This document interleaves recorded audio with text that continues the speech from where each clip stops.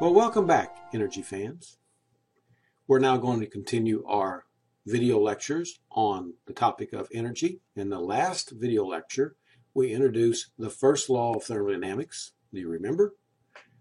In an isolated system, the total energy, including thermal energy, is conserved. Or in other words, energy is neither created nor destroyed. Energy is conserved.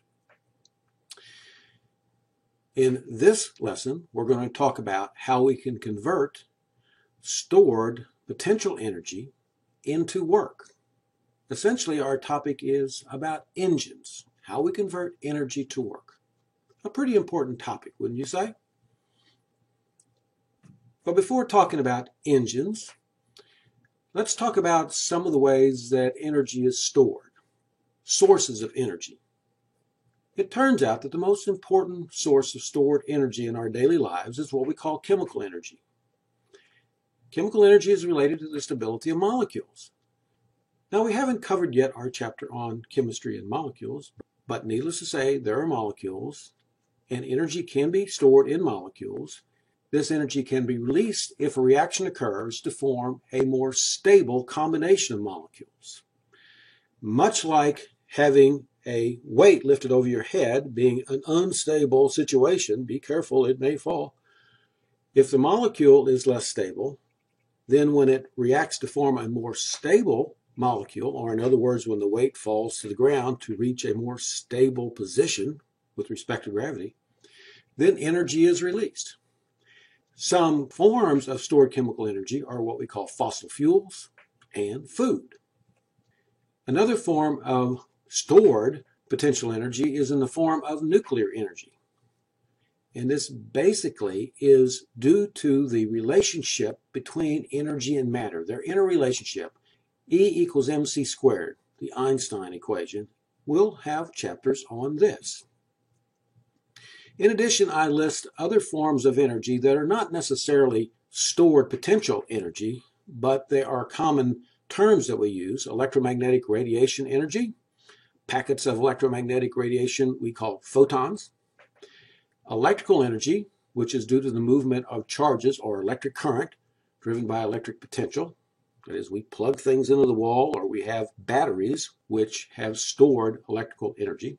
We've also talked about sound wave energy, which is the movement of a compression wave through molecules of air. There has to be a prior energy source leading to the creation of electromagnetic radiation, electrical energy, and sound wave energy. So our primary focus on the remainder of this chapter will be on chemical energy and nuclear energy. This table shows the energy content of selected energy sources, showing you a range, how much energy is stored, and if you look at the third column, the number of kilojoules stored per kilogram of that substance. Now, the first entry is antimatter.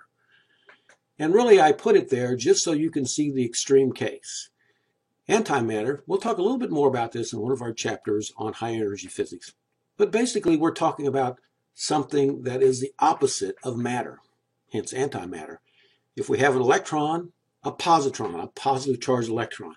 Yes, we haven't gotten to electrons yet, so be patient.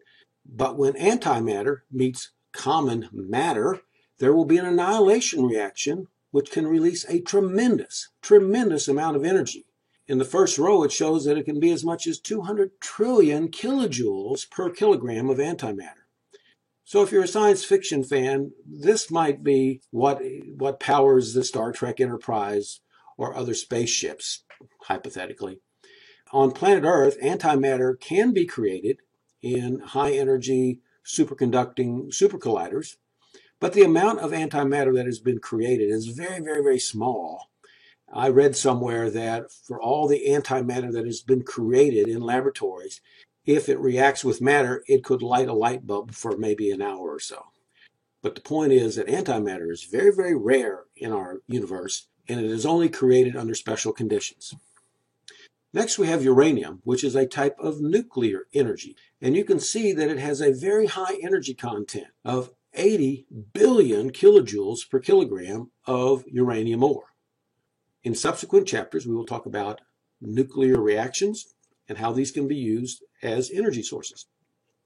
The next several entries in the table are types of stored chemical potential energy: hydrogen gas, natural gas, gasoline, butter, ethanol, coal, chocolate, sugar, and wood. And I also list TNT for comparison. And this is listed in descending order of energy content. So hydrogen gas per weight, per kilogram, would have the largest energy content of these chemical energy sources, going down to TNT, which actually has a much lower energy content than you might have expected. Some of these chemical energy sources we would also call food: butter, ethanol, chocolate, sugar. And in the last column, I show the number of calories, that is the nutrition calorie, per kilogram. You can see that butter has the highest calorie content per mass or per weight, followed by ethanol and then chocolate and then sugar. The bottom entry is a lithium battery. Now, batteries, yes, are a way we store energy. That energy has to be produced by some other energy source, such as nuclear chemical energy. Another way of stating this is that there are no battery mines where we can dig in the ground and find a source of batteries. The energy in the batteries have to be produced by some other primary energy source and then just stored in batteries. But on a per kilogram basis, they do not have as high of energy content as a hydrogen gas. Now, what do we mean by stored chemical energy? What is it with these molecules, these substances, that they can release energy? Well, let's use the analogy of a spring. On the left, I show a spring that has been compressed and then it's been locked in place by those black sort of tie bars on either side. Well, this is actually a high energy, high potential energy state for the spring. It is, in essence, like the weight that we've lifted over our head. If we had a pair of scissors and would cut those tie bars, what would happen? That stored potential energy would be released, the spring would expand, and if we had a way to harness that release of energy, we could do work. So this chapter is going to be, how do we harness that released chemical energy? What are some ways? But before talking about that, let's continue to show how this is analogous to stored chemical potential energy.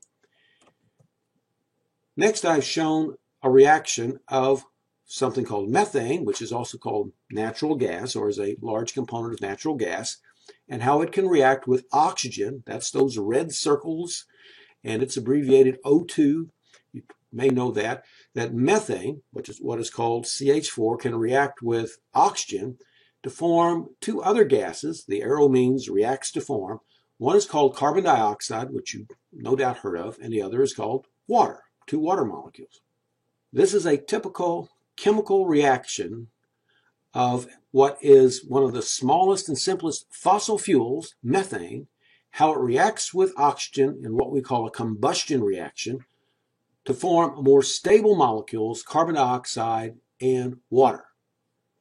When this reaction occurs, there is a release of energy, just as there is a release of energy when we cut those tie bars, because the molecules on the right, carbon dioxide and water, are more stable than the molecules on the left. Now, you noticed in the previous slide, I had an entry for TNT, and it may have been surprising that TNT has a fairly low energy content. So why is TNT so useful as an explosive? Well, shown at the bottom to the left is the molecular formula for TNT. And this shows the reaction that occurs when TNT is detonated and explodes. Now, the reason TNT is used as an explosive, one, is because it does not require oxygen. You'll notice that in the reaction of natural gas, methane, it must react with oxygen. There must be a source of air or oxygen in air for the reaction to occur. Likewise, if we had a lump of coal, For it to burn, we have to have oxygen, we have to have air. But TNT is a solid that can react in the absence of air. Also, when it reacts, it produces several gas molecules. And gas molecules must occupy a much larger space than solids or liquids. So when TNT detonates, when it reacts, it expands tremendously. And that is the basis for the explosive nature of the reaction of TNT. Remember, we also had chocolate, and chocolate turns out to have a higher energy content per kilogram than TNT, surprisingly.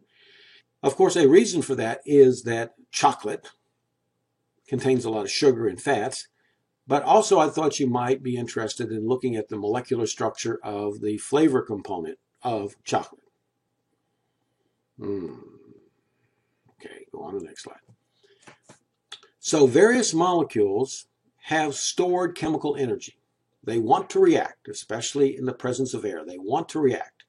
How can we convert the stored chemical energy to do work in a practical sense? Earlier, we gave the example of converting mechanical potential energy to do work. Remember that? We talked about lifting a 50 kilogram weight, like on a barbell, but lifting the weight above our heads or maybe to a height of 2 meters. Once it was elevated, if we had it connected to a pulley system and then let go of the weight, it could elevate a smaller mass. It could lift the 25 kilogram weight. The key to the ability of potential energy stored in the 50 kilogram mass to do weight on the 25 kilogram weight had to do with the connection involving the pulley. So we need some type of pulley or transducer or what we can call an engine to connect the release of stored potential energy, which could be positional or chemical or nuclear or electrical, to perform work on some other object. A simple example of this is our rubber band driven airplane. You know that if you twist the rubber band, you're actually storing elastic energy in the rubber band, much like compressing the spring. And that when you let go of the rubber band to let it unravel, to relax, to go to a lower energy state, if it's connected to the propeller, as shown at the bottom right, the release of the stored elastic energy in the rubber band will turn the propeller. So we have to have a way, such as in the pulley to the left or the rubber band airplane, to transduce or connect the release of the energy from one process to performing some type of work. Well, one of the most important ways of converting energy to do work is the steam engine. The steam engine is actually characterized as an external combustion engine. External combustion engine. It converts chemical potential energy from some fuel, which could be coal or natural gas, converts that chemical potential energy to mechanical work, turning of the wheels of the locomotive, using steam as a working fluid. So let's look closer at how this works. To the left is shown the basics of the steam engine. Steam, which is produced by burning coal or burning natural gas, then heating water to vaporize the water. That steam can enter a chamber and then can push a piston from left to right in this drawing. And in doing so, that piston is connected by a rod to a flywheel, thus turning the wheel. And the wheel is also connected to another arm, which can move back and forth, a reversing valve. And if you look at the top drawing and in the bottom drawing, you can see that as the piston moves from left to right, as a result of the steam moving in and pushing the piston, it will push out the gas from the right side through an exhaust outlet. And then that reversing valve, as it slides, opens another entrance, allowing the steam to now come in the right side and push the piston back to the left. And so the piston is alternately pushed left and right, and in doing so, it turns the flywheel, which then is connected to the wheels, or it turns the wheels of the locomotive. To the right is shown a drawing of a steam locomotive operating with gas as its fuel, heating water to produce steam. And over to the bottom right, we have the engine with the reversing valve and the pistons, and how this is connected to the wheels, and the wheels go round and round, and the train goes down the track. Now, whereas a steam locomotive is referred to as an external combustion engine, we also, of course, have internal combustion engines, which we have in our cars. In an internal combustion engine, the fuel molecules react with oxygen to form carbon dioxide and water vapor directly inside a piston. I show 4 diagrams to the left. If we start to the upper left, air and fuel enter the piston chamber. Air and fuel enter. The piston then, in slide B, pushes up, compresses the air and fuel together. This is then followed in C with an ignition by the spark plug, leading to an explosive reaction to form carbon dioxide and water, which expand and push down on the piston, causing it to move down and turning a crankshaft.